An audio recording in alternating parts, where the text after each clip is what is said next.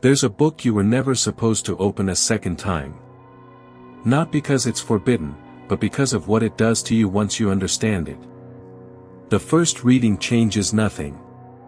The second reading changes everything, and there is no way back to who you were before you turned that page. For 16 years, Carl Jung wrote and painted inside a single volume bound in red leather.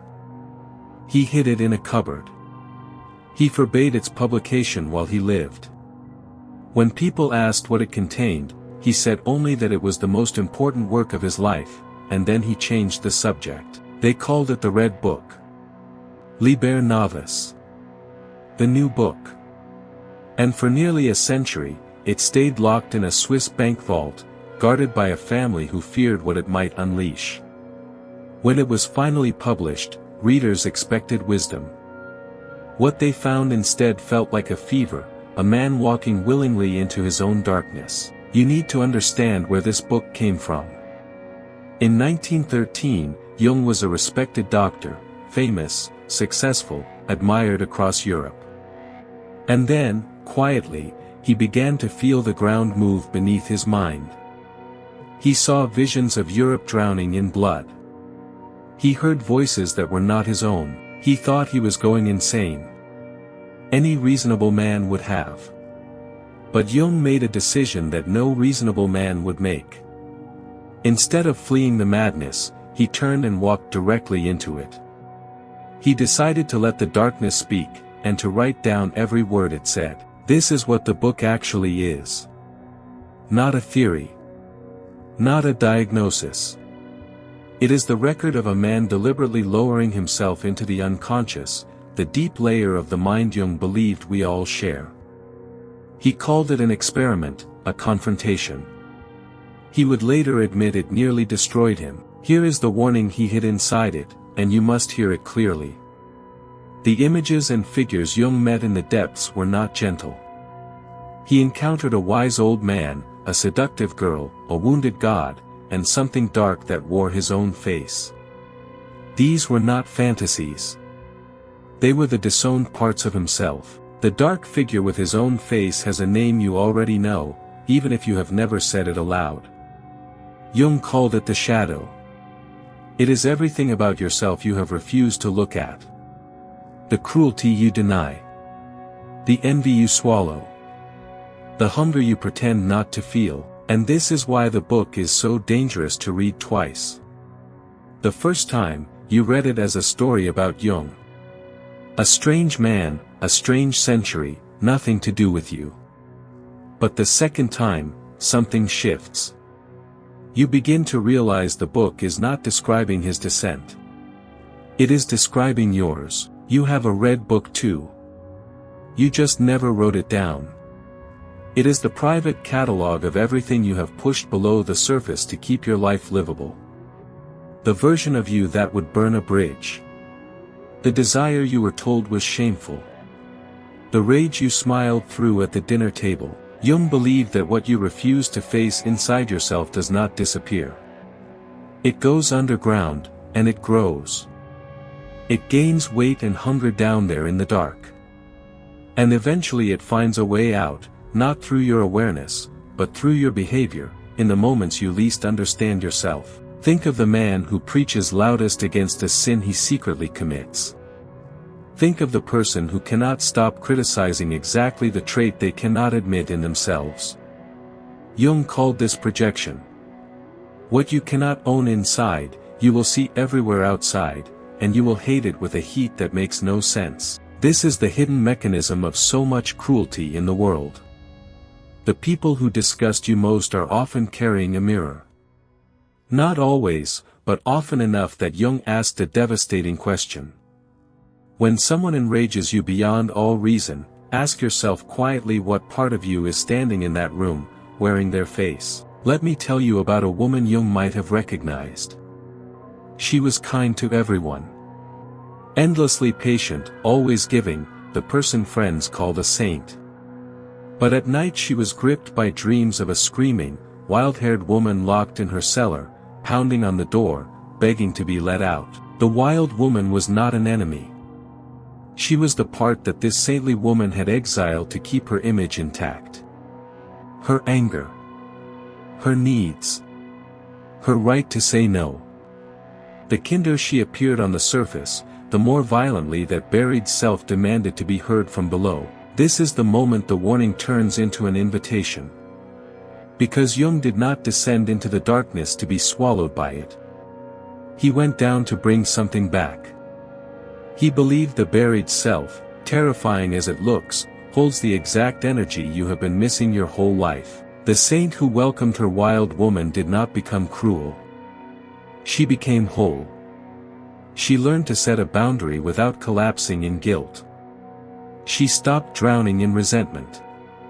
The energy she spent locking that cellar door was suddenly hers to live with, and her kindness finally became a choice instead of a prison. Jung had a name for this long, difficult process of becoming whole. He called it individuation. It is not self-improvement. It is not becoming a better, shinier version of the mask you already wear. It is the slow, often painful work of integrating everything you are, including the parts you were taught to hate. And here is why the mask matters. Jung called the face you show the world the persona. It is the polished self you present at work, online, at the family table. There is nothing wrong with having one.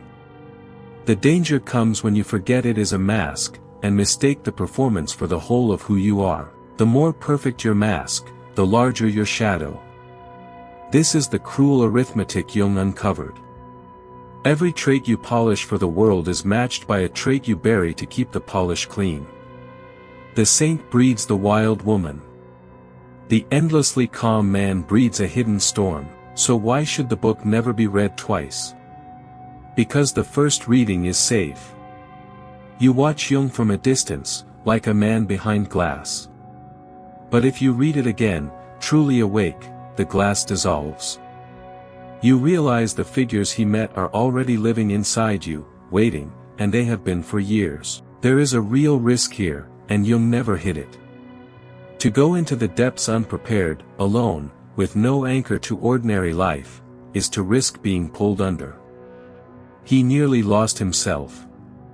He kept working, kept seeing patients, kept holding his family close precisely so the descent would not become a drowning. This is the discipline the warning demands.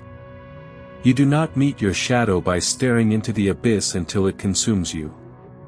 You meet it in small, honest doses. In the moment you catch your own jealousy and name it. In the flash of contempt you choose to examine instead of act upon. Start with what irritates you. Jung would tell you your irritations are a map. The next time someone's arrogance makes your blood boil, pause. Ask where you have silenced your own confidence. The next time neediness repulses you, ask what needs of yours you have starved into silence. The heat always points somewhere. Then watch your dreams. Jung believed the unconscious speaks to you every night in images, and it is far more honest than your waking mind. The stranger chasing you. The house with a room you never knew existed. The animal you fear.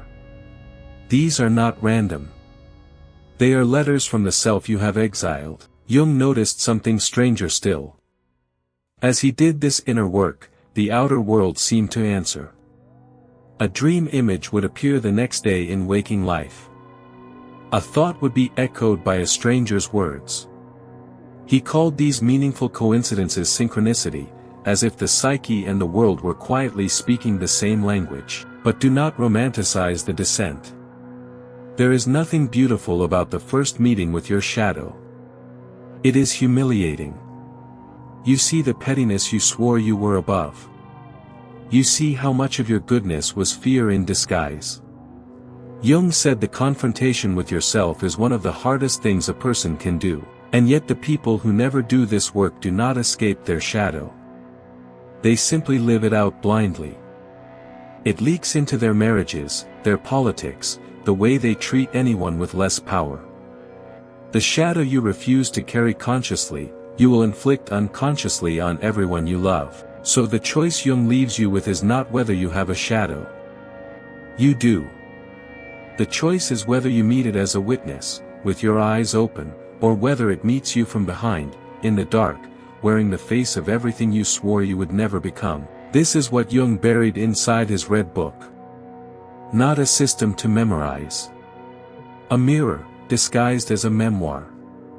He wrote his own descent so precisely that anyone who reads it closely enough is forced to begin their own. That is why the second reading is the dangerous one. The first informs you. The second implicates you. You do not need his book to begin. You are already carrying your own unwritten pages. Every reaction you cannot explain. Every person you cannot forgive. Every dream that leaves you shaken at dawn. These are the entries in a book you have been avoiding your whole life, waiting for the courage to open. So tonight, before you sleep, try something small. Think of the last person who truly angered you. Do not defend yourself. Just ask, quietly, what they showed you about the parts of yourself you keep in the cellar. Do not judge the answer. Simply let the cellar door open a single inch, because Jung's real warning was never about the book. It was about the cost of staying asleep. The undiscovered self does not wait forever. It rises, one way or another, and it would rather rise into your awareness than erupt through your life. The only question is whether you will read it, or be written by it. This book was never meant to be read twice, because a second reading is a door you cannot close. But maybe that door was always the point. Not to keep you out, but to make sure that when you finally walk through, you go with your eyes open. The descent is waiting. It always was. And the only way back to yourself leads down.